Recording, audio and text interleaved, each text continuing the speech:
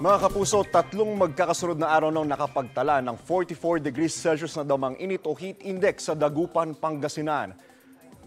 Ayon sa Pag-asa, mainit talaga sa Dagupan dahil bukod sa coastal area na apektado ng mainit na hangin mula sa dagat, wala ring masyadong puno sa lungsod. Ngayong araw at bukas, posibleng muling pumalo sa 44 degrees Celsius ang heat index sa Dagupan.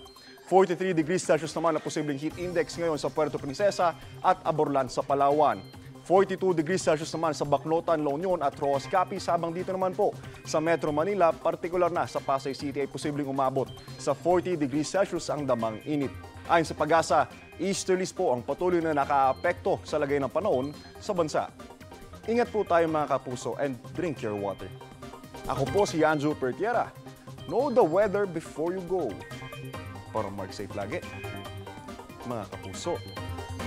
Kapuso, para laging una ka sa mga balita, bisitahin at mag-subscribe sa GMA Integrated News sa YouTube. Sa mga kapuso abroad, samahan nyo kami sa GMA Pinoy TV at sa www.gmanews.tv.